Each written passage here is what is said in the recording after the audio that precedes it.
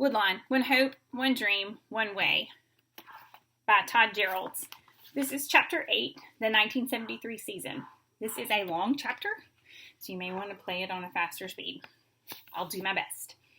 When Wales Goebel spoke to the colonels in the gymnasium on the third night of their preseason camp, he offered the players and coaches a few words of encouragement. After watching the colonels practice 3 times a day during preseason camp, Tandy Gerelds knew he needed whatever help he could get. The colonels were still racially divided, and their differences were preventing them from becoming a good team.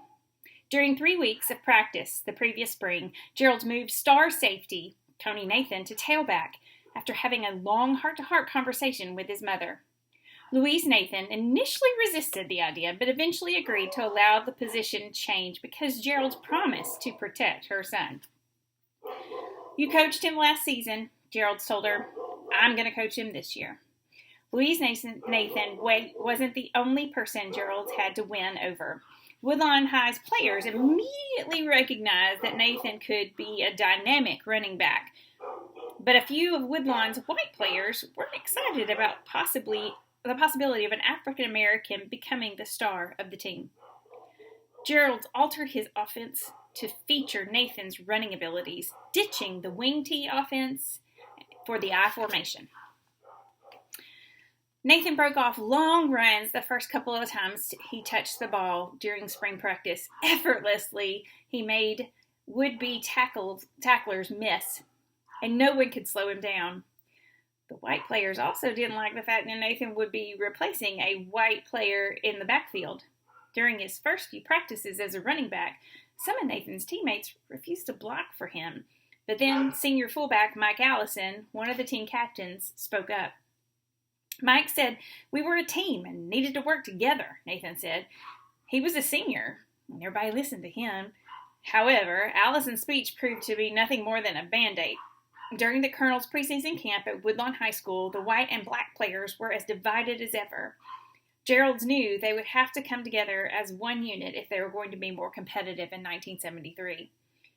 That's why he agreed to allow Goebel, a complete stranger, to speak to his players on the third night of camp. "They tell me that y'all are ranked dead last in the polls this year," Goebel told the players. "That means the experts think you're the worst team in the city. No matter what they say about you, if you go out there and practice and give everything you've got and play 110% and hold nothing back, God will bless you. I'm not saying you'll win every game or be successful on every play, but you have to play for the glory of God and can look into the mirror after practice and say, 'I've given everything I have.' God will bless you." After Goebel addressed the team, it wasn't long before Gerelds and his coaches started to notice a change in their players. Off the field, the white players were starting to socialize with the black players and vice versa. Gerelds watched players of different races walking down the hallways of the school, laughing and joking with each other. Black players were sitting with their white teammates in the cafeteria. After most of the players answered Goebel's invitation to become Christians, racial boundaries began to blur. They started respecting each other and seeing each other as people and not only football players and white kids and black kids, defensive coordinator Jerry Stern said. They became teammates and friends, and the bond between all of them was something special. They started going places together and were around each other more. Instead of the black kids being on one location and the white kids in another, they started interacting with each other. That led to them trusting each other. When you have kids who trust each other and like each other, it's going to make a difference in how they respond. On the field, however, the colonels still had plenty of issues to address. They weren't as bad as Goebel might have believed. In fact, they were considered a dark horse candidate for a city championship, but there were still plenty of concerns about Woodlawn High's team heading into the 73 season. The main concern was Nathan's health. He received quite a baptism during preseason camp. Nathan was one of the players who accepted Jesus Christ in the gym on that hot, muggy night, but he didn't exactly remember doing it. He had suffered a concussion earlier in the week and didn't remember much of anything after his mother dropped him off at the school for the start of the week-long camp. On one of the first plays of the first scrimmage, Nathan was tackled and hit the back of his head. He returned to the huddle ran the ball on the next play, and hit his head again. When the offense broke its huddle for the next play, Nathan just stood there. They said I had a great time at camp, but I don't remember it, Nathan said. I remember my mom dropping me off, getting slammed to the ground, and then my mom picking me up. I lost a whole week of my life, which is a scary thing. I accepted Christ that night, but I don't remember it. I had to make that walk again. Because of the lingering symptoms of the concussion, Nathan was kept out of the contact drills for the final 3 weeks of preseason camp. Nathan had never played tailback in a game, and Gerelds was worried about him missing so much practice. Not only would Nathan's conditioning be hampered, but he would also miss valuable reps in getting used to running with the ball. Gerelds was also concerned that his African-American star would be a target for other teams. Coach Gerelds knew there were probably plenty of white players on the opposing team who would love to have a shot at hitting Nathan, especially if he was as good as the coaches believed he would be. Allison and Peyton Zarzor had already been instructed to help protect Nathan on the field. If opponents tried to take a cheap shot or late hits, Allison and Zarzor were supposed to be there to protect him. Nathan's health wasn't the only concern for the Colonels. Besides losing star defensive player Bubba Holland and Kirk Price, who were now freshmen at Auburn University and the University of Georgia, respectively, Woodlawn also had to replace departing starting quarterback Jimmy Hammock. Senior Ronald Mumm, who played sparingly the previous season, was the heir apparent. But Mumm didn't look like the answer early preseason camp. This might be the worst team in Woodlawn High School history, Stearns said. Gerelds and Stearns couldn't tell that to Hank Irwin, their new team chaplain, who was this tightly wound ball of energy and enthusiasm. He spent most of his time talking to the players about faith and while trying to convince them that they could accomplish anything if they devoted their lives to Jesus Christ and made an all-out commitment to serving him.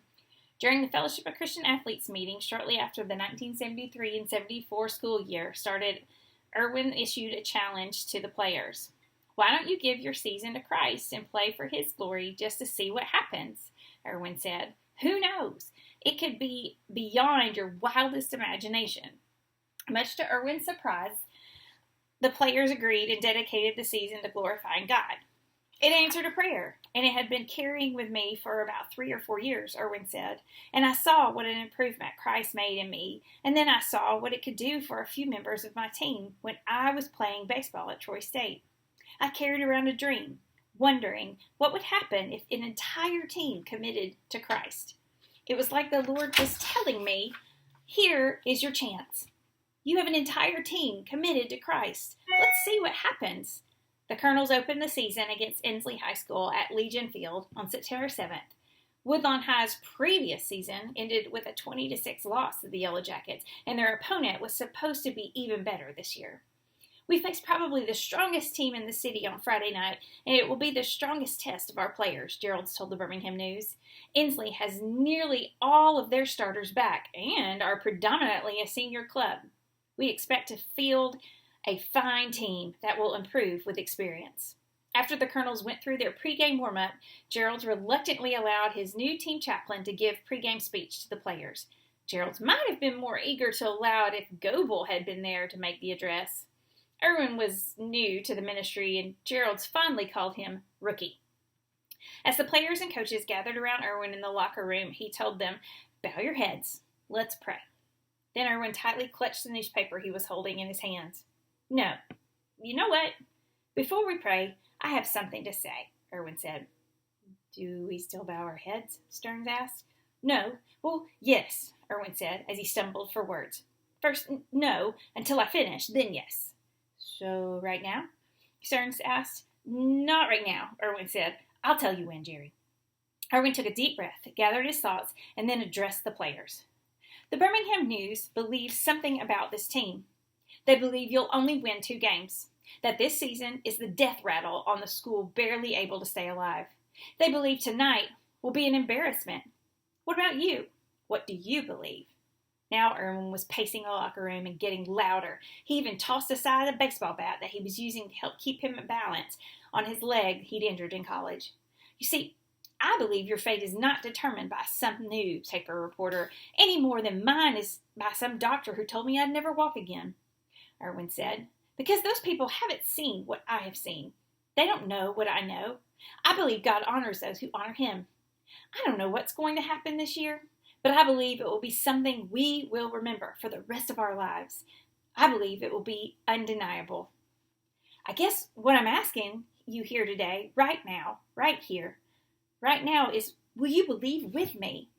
By the time Irwin was finished, the players were clapping in unison. It grew louder and louder as they lined up to take the field. Believe with me, Irwin shouted. The team members shouted back, we believe! And they continued to clap as they ran onto the field.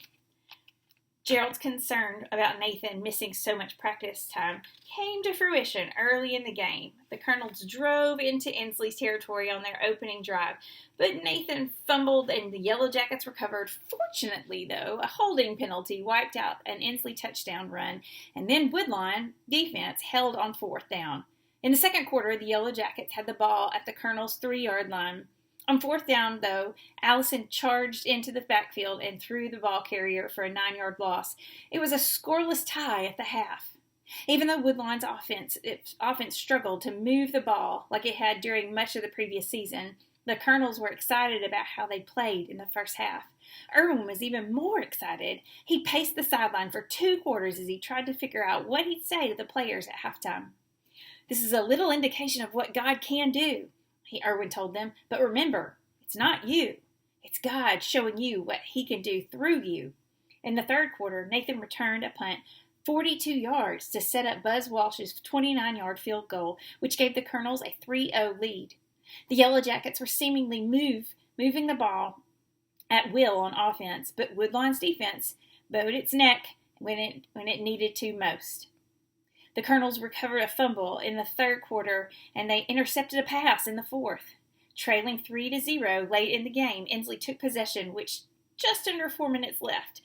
The Yellow Jackets started their final drive at their 25-yard line and then marched 75 yards in 13 plays. Quarterback David McKinney scored on a 2-yard run with 1 minute 52 seconds left to give Inslee a 7-3 victory.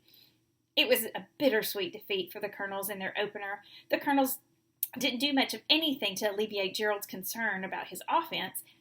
They picked up only 7 first downs, just 1 in the second half, and finished with 149 yards of offense. Once the Colonels loaded the bus and made their short drive back to Woodlawn High School, Irwin climbed into the front seat with Gerelds. The players were quiet in the locker room after the game, and now Irwin could hear a pin drop on the bus. You better say something to them, Gereld said. Their hopes and dreams have been crushed. Irwin took a couple of minutes to gather his thoughts and muster up the courage to address the dejected players. Then he stood up, looked down the dark, quiet bus. Now, fellas, I want you to understand that with every commitment to Christ, there is a test to find out whether you are trying to use Jesus as a rabbit's foot or a lucky charm, or whether you really mean what you say, that you'll play for the glory of God regardless of the outcome, Irwin said. This is a test to see your real motive. Did you really want Christ to be glorified, whether you won or lost, or were you using him as a rabbit's foot or lucky charm? He has to be Lord of all lords. Are you totally bought in? From the back of the bus, Irwin could hear somebody shout, I'm bought in, somebody else said, and then another. Within a few minutes, the entire mood on the bus changed. Dejection and sadness were replaced by excitement and energy. Although we suffered a loss, we saw such transformation that we knew we were going to win some games and possibly even win a championship, offensive lineman Reginald Green said. After that game, everybody got better and better. Before I practiced the next week, Irwin found Nathan sitting on the stands of the stadium, alone. Irwin figured it was a good time to talk to the quiet and reluctant star in the making. Tony, I don't talk like whales, Irwin said. I don't give big speeches. I have something I've wanted to say to you since the first time I saw you run. There's something special about you, Tony. It's something that can't be taught. It can only be given. And you have to decide what to do with it. Now, when you play for yourself, you can be great. But when you play for a purpose higher than yourself, well, that's when extraordinary things can happen. God has a plan for your life that isn't insignificant. I can't know, of course, but I believe He wants you to be a superstar." Nathan looked at Erwin and didn't know what to say. Even at 16, Nathan was old enough to know that Birmingham wasn't ready for an African-American superstar. And it wasn't like he'd shown that much promise in the first game.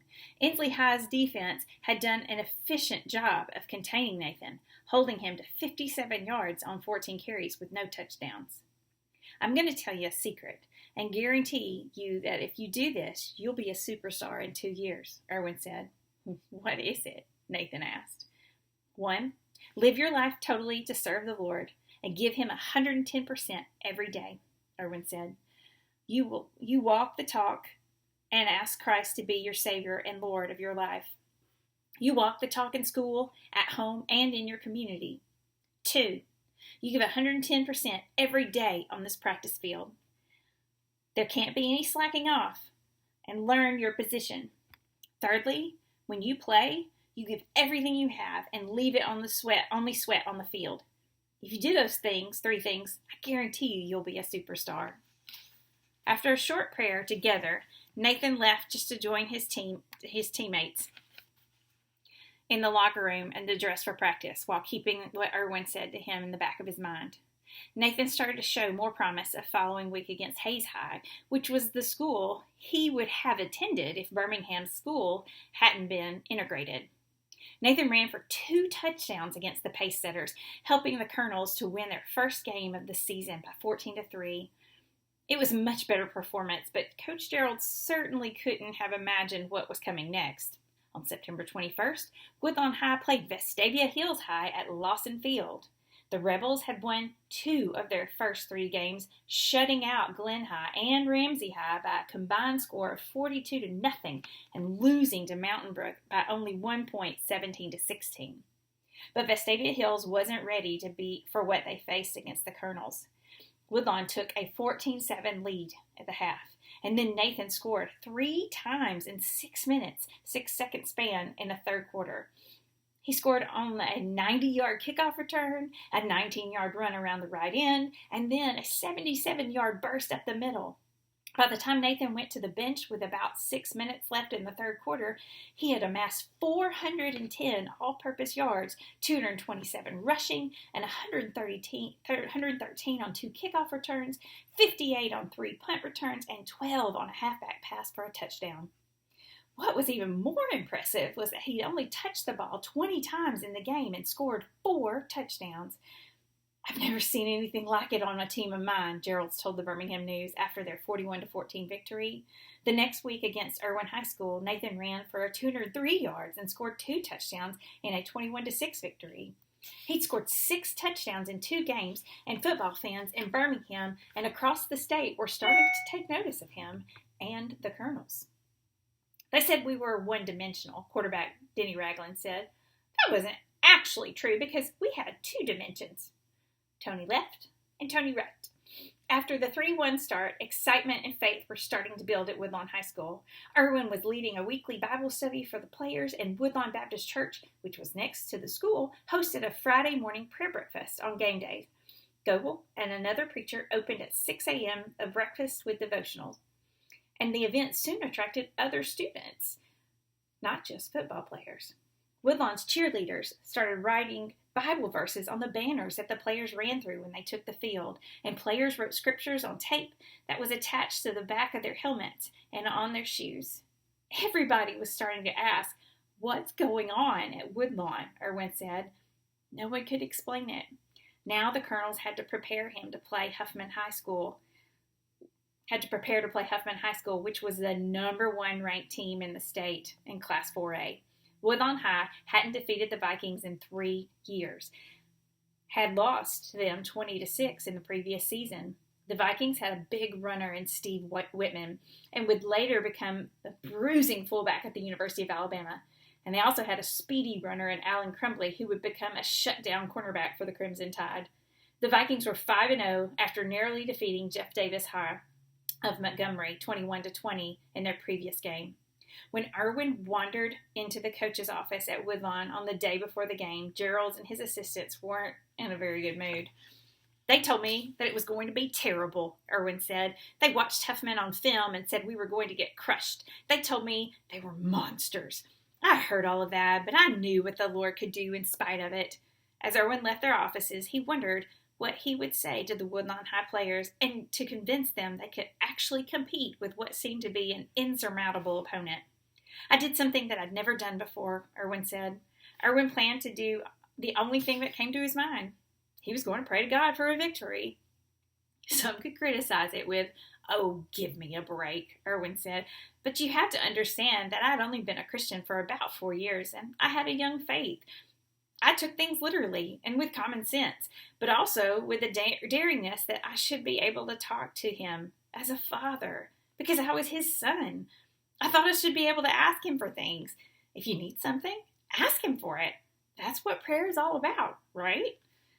Following the prayer breakfast on Friday morning, Erwin remained at Woodlawn Baptist Church and prayed, "Now, God, these kids have devoted this season to glorifying your name, and they have been faithful to uplift you in these past games in a remarkable way."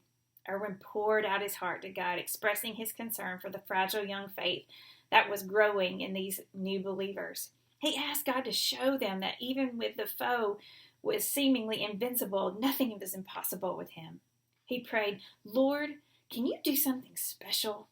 Can you prove to these boys that it's not by power or might, but it's with your name that victory can be achieved? You will give them victory. Will you give them the game? I know you can control the game, just like you can control the sun and the moon or the waves of the sea. A little old football game is nothing compared to that. Would you do a special favor?"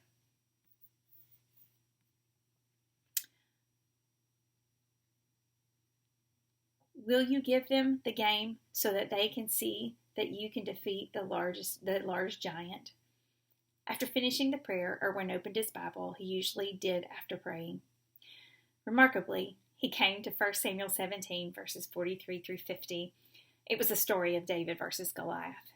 In this passage, the Philistine referred to is Goliath. He said to David, "Am I a dog that you come at me with sticks?" And the Philistine cursed David by his gods. "Come here," he said, "and I'll give your flesh to the birds and the wild animals." David said to the Philistine, "You come against me with sword and spear and javelin, but I come against you in the name of the Lord Almighty, the God of the armies of Israel, whom you have defied. This day the Lord will deliver you into my hands, and I'll strike you down and cut off your head. This very day I will give the carcasses of the Philistine army to the birds and the wild animals, and the whole world will know that there is a God in Israel. All those who gathered here will know that this is not by sword or by spear. The Lord saves, for the battle is the Lord's, and he will give you all into our hands." As the Philistine moved closer to attack him, David ran quickly toward the battle line to meet him.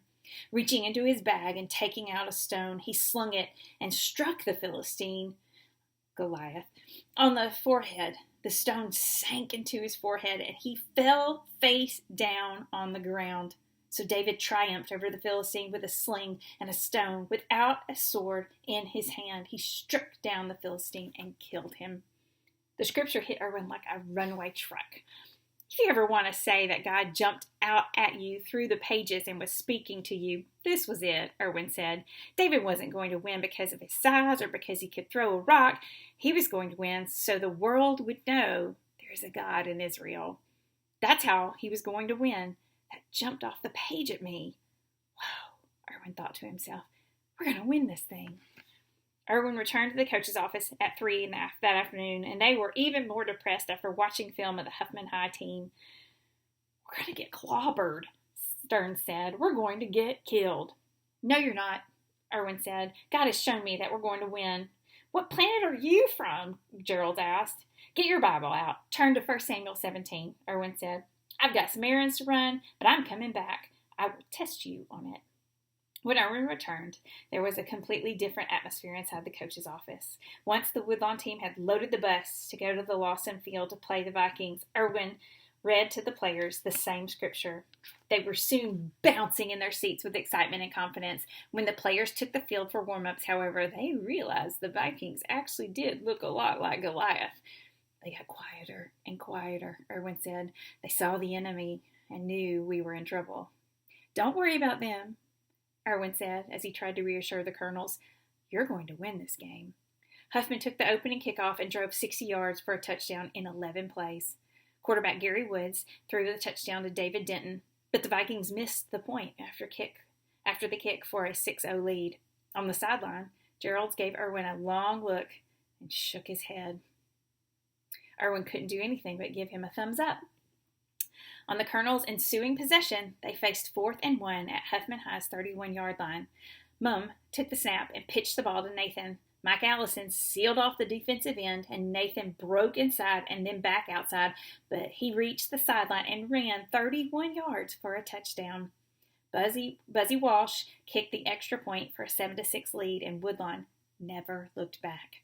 Bobby Thompson intercepted a pass on Huffman's next possession, and Nathan ran for a 14-yard touchdown on another 4th and 1 play to make it 14-6. Then Woodlawn's Tommy Conwell intercepted a pass and returned it 27 yards for a touchdown for a 20-6 lead at the half. The Vikings scored early in the second half to make it 20-12, but then Nathan ran for 2 more touchdowns to give the Colonels a 35-12 victory. Nathan finished the game with 231 rushing yards and scored 4 touchdowns and a 2-point conversion. As the final seconds ticked off the clock, Allison found Irwin on the sideline. Tears were streaming down Allison's face. I've never seen anything like this in my life, Allison said. This is crazy. David slayed Goliath. Even Gerelds must have believed it was divine intervention. I give full credit to winning this game to Jesus Christ, Gerelds told the Birmingham Post-Herald after the game. Tony Nathan is a different football player after becoming a Christian, and I'm happy to say all of my 36 football players are Christians. We dedicated this game to Christ, and that's the reason we won. Once the players gathered in the locker room after the improbable victory, Irwin delivered a post-game prayer. Lord, you have shown that it's not by power or might that you win, but it's by the power of the Lord that you win against a great giant. You've proven tonight that there is a God in Israel. When the team gathered in Woodlawn High's cafeteria on the next Monday to watch film in its victory, Gerald showed them a replay of one of Nathan's long punt returns. Every Woodlawn player correctly made his block. Brad Hendricks and Jay Blackwood even knocked their defenders off their feet and out of the game with injuries.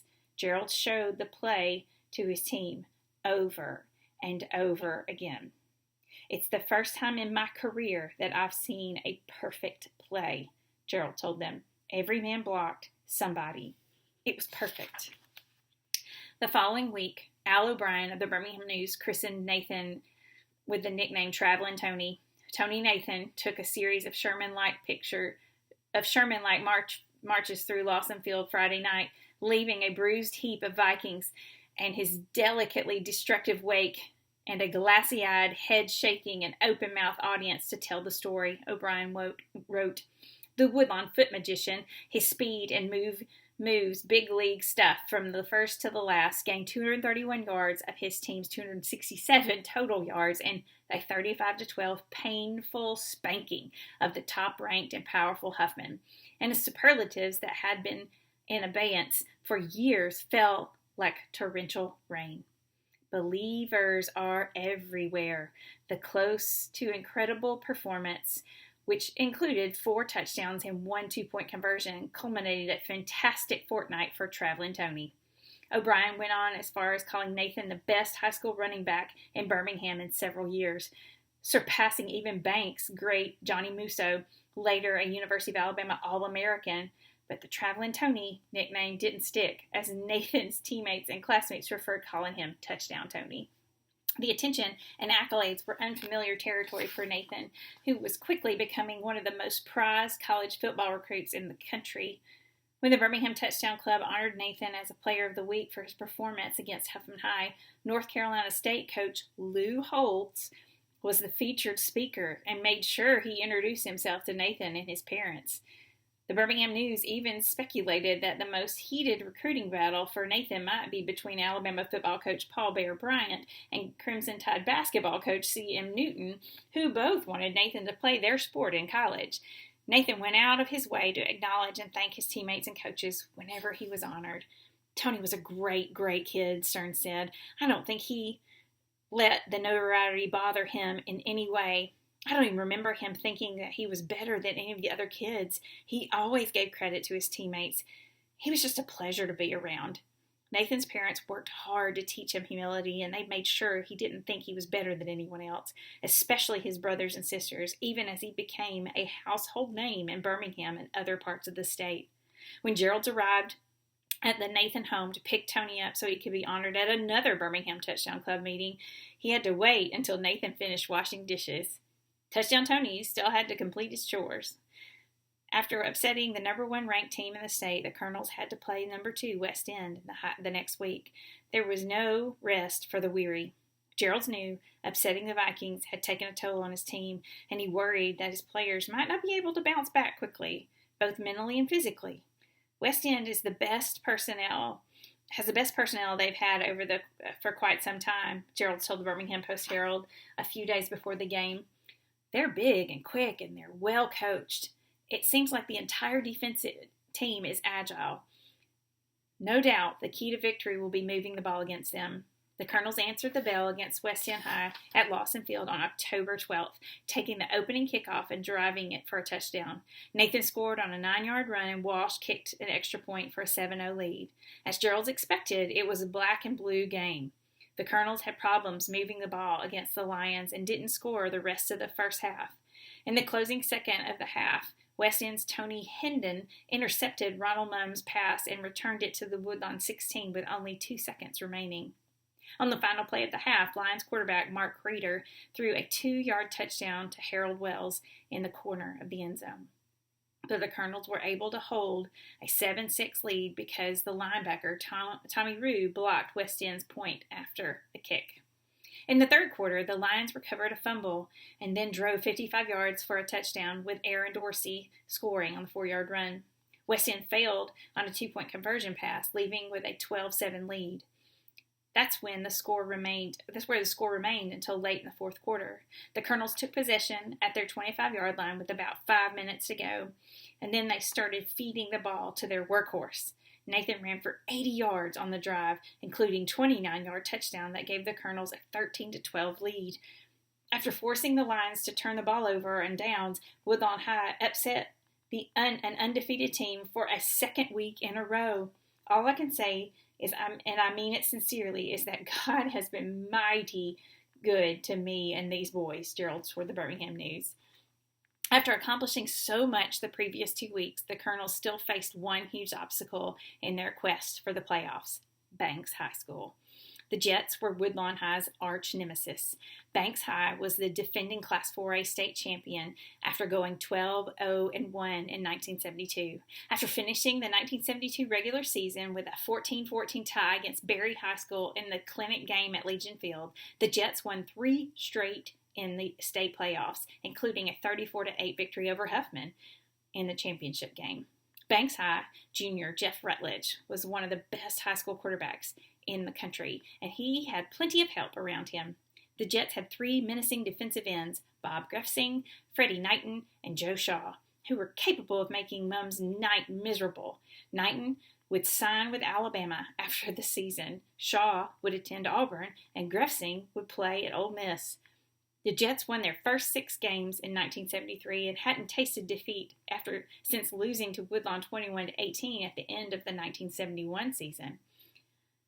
At the start of the game at Legion Field on October 19th, Nathan still looked like the best player on the field. Woodlawn took the opening kickoff and needed only 4 plays to score a touchdown, with Nathan running 33 yards into the end zone for a 7-0 lead. That was all the scoring the Jets would surrender in a 17-7 victory. Banks High's defense held Nathan to 124 yards on 31 carries, including only a 26-yard in the second half. Jets tailback Jerry Murphy and Joel Wall combined to run for 207 yards, and Rutledge completed 5 of 8 passes for 80 yards. Once again, the Jets had the Colonel's number. The next week, Thompson intercepted 4 passes in Woodlawn's 29-6 win over Parker High School. Nathan got back on track, running for 177 yards with 3 touchdowns. But then Nathan broke his foot in the first half against Phillips High on November 1st. With Nathan on the sideline, the Birmingham News reported the Colonel's offense was like a fuse with no bomb attached. After Phillips went ahead 13-6 on Fred Robinson's 8-yard touchdown in the third quarter, Woodlawn's hopes of winning seemed over. With time running out, Buzzy Walsh, the backup quarterback, fired a 37-yard bomb to Mike Growl to put the Colonels in position to win. Backup tailback Bill White scored on a 1-yard run to cut Phillips High's lead to 13-12, and then Gerelds decided to go for a 2-point conversion on a victory. Mum, who had proved to be more than capable quarterback over the course of the season, threw a 2-point pass to Howard Ross, giving the Colonels an unlikely 14-13 victory. By the time the Colonels played their last regular season game against Ramsey High on November 8th, 7 starters were sidelined with injuries, including Nathan. The injuries piled up so quickly that Woodlawn's players became superstitious. There was a whole row of crutches on the sideline, Reginald Green said. Somebody said, "Don't touch the crutch. You'll be the next one to get hurt." Playing mostly backup, the Colonels defeated Ramsey High 14-0 to finish the season with an 8-2 record. Woodlawn High ultimately fell short of its goal of making the playoffs. Banks High would finish 13-0 and win the second straight Class 4A state championship, but it was a season the Colonels would never forget. And there were plenty of reasons to be excited about the 1974 season when most of the team's best players would be seniors. "We defied the newspapers, pundits, and logic through the power of the Lord," Irwin said. "We made an amazing statement that anything was possible if you dedicated yourself to the Lord. I got a chance to see the answer to my dream of seeing what could happen when an entire team dedicated their lives to Christ and played for His glory. To see that, yes, it can be done. And remarkable magic can happen on the football field, not by some kind of sorcery, but by the power of God. The 1973 season will always be the year that I saw God come down and play football in Birmingham."